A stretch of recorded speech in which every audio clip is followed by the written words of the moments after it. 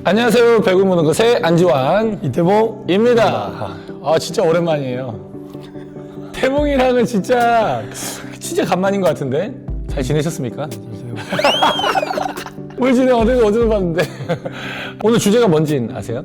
오늘 주제 스파이크 서브 리시브랑 그 다음에 플로터 서브 리시브. 이 두 가지의 이 방향성에 대해서 받는 차이점, 스파이크 서브는 어떻게 받고 플로트 서브는 또 어떻게 받아야 되냐, 뭐 그런 얘기입니다.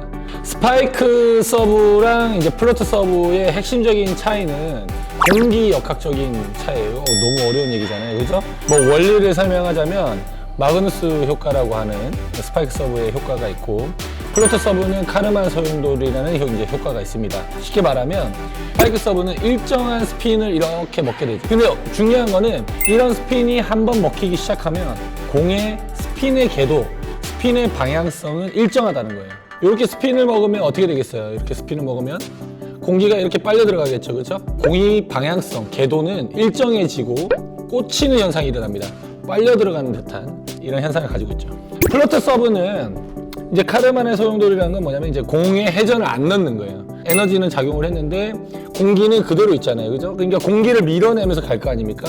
그러니까 이게 랜덤으로 어디로 방향성을 가질지 모르게 공기 흐름이 작용을 합니다. 그래서 공이 흔들리는 거예요. 이해되시죠? 이 두 가지 차이점이 있습니다. 그래서 빨려 들어가는 서브인 이제 스파이크 서브는 강하게 때리는 게 핵심입니다. 그리고 플로트 서브는 최대한 흔들어서 떨어뜨리는 게 핵심이에요. 그러니까 이게 두 가지의 핵심을 가지고 있으니까 리시브 할 때 차이가 있는 거예요. 이거를 더 어렵게 만든 서브가 있죠. 하이브리드입니다. 스파이크 서브를 때릴 것처럼 이렇게 스핀을 먹여서 던지는 모션을 취한 다음에 플로트를 때려버리는 거예요. 그리고 플로트 서브를 칠 것처럼 던진 다음에 스파이크 서브를 때리는 거죠. 스핀이 가지고 있는 것에 대한 받는 방법의 차이 때문에 하이브리드가 통하는 거예요. 왜냐하면 받는 방법이 차이가 있기 때문이죠. 그래서 오늘 그 받는 방법을 알려드리고자 합니다. 상대가 플로트를 던지든 스파이크 서브를 던지든 이 던지는 과정에서부터 준비해야 된다는 거, 이건 당연히 핵심입니다. 준비라는 거는 무브먼트를 할 준비와 이제 낮춰서 받을 준비를 같이 해야 됩니다. 그래서 기저면을 넓히되 이 정도로 넓게 준비하는 건 아니고 좀 움직일 수 있는 무브먼트와 이제 낮추는 자세를 같이 하는 이런 느낌이다, 이렇게 보시면 되고요. 공이 날라올 때의 이 느낌은 스파이크 서브는 무조건 반응입니다. 반응. 때린 순간부터 볼이 낙하할 때까지의 속도는 굉장히 빠르니까 시간이 없잖아요, 그죠? 그러니까 반응을 먼저 하는 겁니다. 반응. 이 범위 내에서 최대한 빠르게 움직여서 반응하겠다, 이게 1번으로 가지는 느낌, 마음가짐. 그럼 플로트 서브를 잘 받는 방법이 있어요? 저는 언더패스를 웬만하면 잘 하라고 권하지 않고, 언더패스로 플로터 서브를 받게 되면 이렇게 튀어나가는 이 범위가 너무 멀다 보니까 그 커버도 잘 안 되고, 그러니까 이제 토스 캐치로 받으라고 항상 권하고 있습니다. 근데 그거 아세요? 외국에서 지금 플로트 서브를 토스로 받는 것을 금지시키려고 하는 움직임이 있어요. 너무 쉽게 받으니까. 볼의 위력을 너무 현저히 줄여서 쉽게 받으니까 하거든요. 오버 리시브를 하는 연습도 꼭 하셔라, 이렇게 좀 권하고 싶어요. 스텝은 기본적으로 사이드 스텝을 지향하지 않습니까? 그쵸? 스파이크 서브는 기저면을 넓혀서 좌우에 대한 대비를 많이 하는 것 같습니다. 왜냐면 힘의 궤도가 방향성이 예측이 되기 때문에 앞으로 떨어진다 이런 느낌, 뒤로 밀린다 이런 느낌보다는 좌우에서 모든 것을 해결하는 것이 더 크다. 한 70%는 거기다 주고 30%는 앞뒤에 대해서 주는 것 같아요. 그래서 우리가 서브 리시브를 하다가 공이 짧아가지고 약간 다이빙 하듯이 이렇게 받는 경우도 있고, 뒤로 밀리니까 몸을 이렇게 해가지고 커트하는 이런 경우도 있는데, 플로트 서브 같은 경우에는 기저면을 조금 모으더라도 빨리 위치를 잡아서 코어를 잡는 것이 굉장히 중요한 것 같거든요.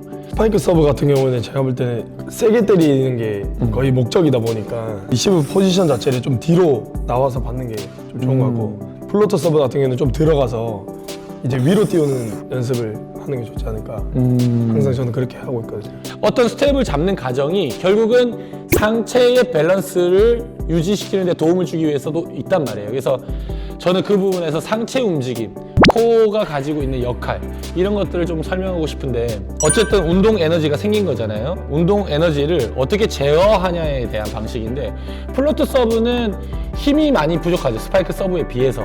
그러나 어쨌든 그 힘에 맞게끔 팔이나 이런 것들을 단단하게 버티거나 너무 약하면 조금 들어주거나 그런 에너지를 또 반대로 반작용해서 만들어줘야 되겠죠. 근데 스파이크 서브는 워낙 강하기 때문에 물론 약하면 그냥 버텨주는 것만으로도 충분히 제어해서 내가 원하는 높이만큼 보내거나 위치까지 보내거나 할 수 있는데 너무 세면 뭐 예를 들어서 10의 강도로 때렸어요. 근데 내가 10의 강도로 받았어. 그럼 이 10의 강도로 보내다 보니까 넘어가잖아요. 네트를 넘어가거나 공이 너무 높게 뜨거나 이럴 수가 있단 말이죠. 근데 제가 여기서 충격을 흡수하게 되면 마이너스가 되잖아요. 마이너스. 프로 선수가 에너지를 20을 만들어서 때렸어. 너무 빨라. 그러면 어떻게 해요, 우리는? 마이너스 10을 줘야 되는 거잖아요. 그래야지 합해서 10이 되잖아요. 그러다 보니까 운동 에너지를 제어하는 방식. 그러니까 마이너스 10을 제어하기 위해서 팔을 드랍 시키는 거죠. 드랍해도 안 되면 몸까지 쓰고, 몸까지 써도 안 되면 넘어지는 것까지도 해가지고 그 10이라는 숫자의 에너지를 만들어서 원하는 만큼 보내는 거예요. 그래서 스파이크 서브를 너무 세게 때리면 넘어지면서 받는 것을 프로에서는 종종 볼 수 있어요. 그러면 우리 지금부터 연습을 어떤 식으로 하면 되는지까지 이어지면 정말 완벽한 동영상 강의가 되지 않을까 싶습니다. 이론을 체화로 넘기는 단계에서 트레이닝은 어떻게 하는가 한번 보시죠. 네.